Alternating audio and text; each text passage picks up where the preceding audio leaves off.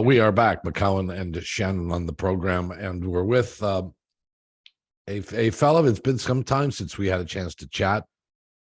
Dick Irvin is with us, I assume from Montreal. Richard, how are you? I'm very well, gentlemen. That's good. Mr. McCown realized he's in the company of two best-selling authors here today. Well, actually, Bob's a best-selling author too. He keeps reminding me every time I talk about my book. He talks about his. Yeah, Bob's written one too, Dick. So we haven't been as prolific as you. How many have you written? Six. Yeah, so you got some catching up to do. Well, and there's not a chance I'm writing two. So okay. I want to tell a little story. There's going to be viewers out there from Leaf Nation who are wondering why you guys have somebody on who, for the older viewers, walked around on television for a few years with a Canadiens logo stamped on his forehead. Let me tell you a little story about, I was at a hockey game in Montreal at the Bell Center about 10, 12 years ago. Nancy and I were there. We still have Irvin family tickets. And I went out to one of the boutiques and I bought a Toronto Maple Leaf hat. Baseball cap.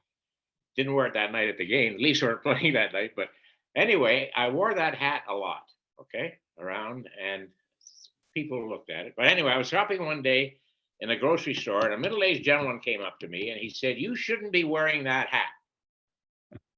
And I thought at first he was kidding, but he wasn't. And he let into me pretty good about a guy with the Canadiens and this and that, and you're wearing that hat. So I let him say his piece. And I said to him, "Sir, I want you to know that the first time that a team called the Toronto Maple Leafs won the Stanley Cup, my father was the coach, and I was 1 month old. So I said, I've got some blue and white blood floating through my system, and I can wear that hat anytime I want it." Anyway, the conversation was short after that, and he left. But this guy was quite upset that he saw me wearing a Toronto Maple Leaf hat. So let me ask you this: our great friend, our late friend Frank Selke Jr. Always, every once in a while, would show me his coin that his father had, which was a lifetime pass to Maple Leaf Gardens. Yes. Do you have one? Yes. Somewhere. I couldn't go out and find it now. And I took it with me, John, one time. I was working for you guys, and I did a game, and I took it with me. And I remember showing it to Jim Gregory. And as I was showing it to Jim Gregory in one of the hallways at Maple Leaf Gardens, Mr. Ballard came by. So Jim called him over and he said, "Take a look at this." So he said to me, Mr. Ballard said, "That's yours. That's something." I said, "No, Mr. Ballard, this isn't mine. This is my father's." "Oh, you can use it anytime you want," he said. "Anytime you want." He left. But yeah, that's what they got for winning the cup in 32, a lifetime pass to Maple Leaf Gardens. Wow. Now, I assume that that pass would no longer have any validity at the newer arena, right? Probably zero. You're absolutely right, Bob. Yeah, I'm guessing.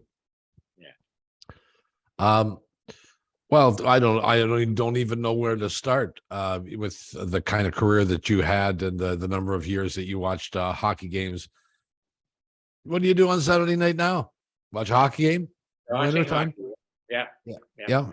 I can show you something here. You talk about the coach of the Toronto Maple Leafs. Am I on camera here? Oh, yeah. Oh, sure you are. There's a picture taken in 1935. My mother's writing is on here. February 35. I was just short of my third birthday. This is taken in Toronto at the studio of the Tarofsky brothers, who did all the photography for the Leafs. That's my dad. That's what the coach of the Maple Leafs looked like in 1935. His son was going to be a big, huge star in the league. Something happened along the way; he didn't make it. But we still have that. I have it right here in my kitchen, and I look at it every day. It's some people don't realize, because people of our vintage, both as fans and guys who worked with you, you know that you spent so much time in the booth with Danny. But you probably actually did more play-by-play games of Canadians than he did in the end, because you did how many years of radio, Dick? Yeah, no, my play-by-play, John, after Danny retired, we did 17 years together. Right. 17 years. And I retired, well, whenever you let me. That's another story. Let me see. I worked after Danny retired. I worked another 15 years on the show, but I didn't always do play-by-play. In fact, a couple of years. I'm thinking of your time on CF and CJD doing radio. Oh, radio. Yes. Oh, yes. I did radio for 29 years. Yeah. And did TV for 33 years. So I started doing radio before I was on television in 19, or just around the same time. My first radio game was the Montreal Canadiens at the California Golden Seals in February of 1969. And the Canadiens had the first year that Toe Blake had retired, but he was still traveling with the team. Canadiens run a pretty good run. They were going to win the Stanley Cup that year. And so they go into Oakland, and here I am, and Red Fisher was my color man. And I'm very, very nervous, but we signed a deal with the Canadiens from February to the end of the season to do X number of radio games for $1,000 is what we paid the team.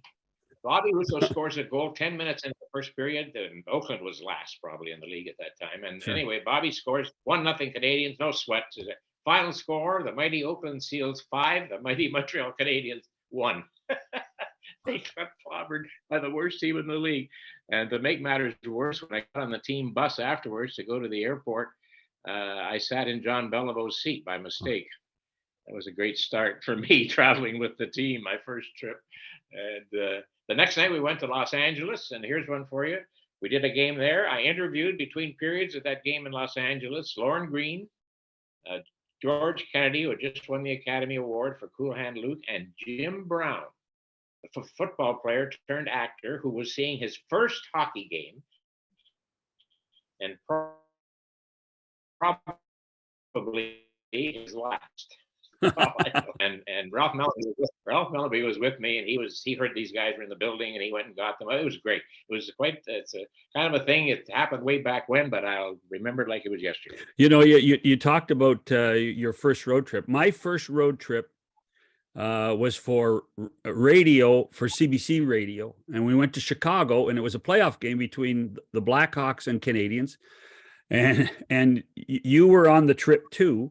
And you told me this was I've never forgotten this, because you always wanted to be on the team bus to Chicago Stadium. You didn't want to have to take a cab, or you didn't have to walk or anywhere. So you told me, he says, John, whatever you do, don't get off until all the players are off.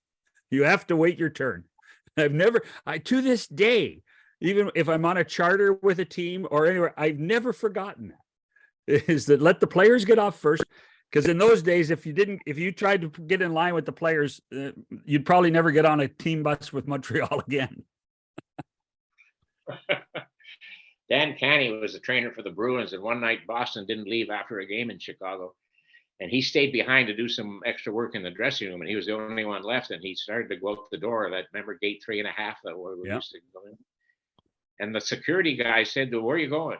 And Dan said, "I'm going to get a cab and go back to the hotel." He said, "No, you're not. You stay right here." He pulled a gun, went outside, and with the gun in his hand, hailed a cab, and said to Dan, "Okay, come on out." Really? They just had 20,000 people sitting there for a hockey game.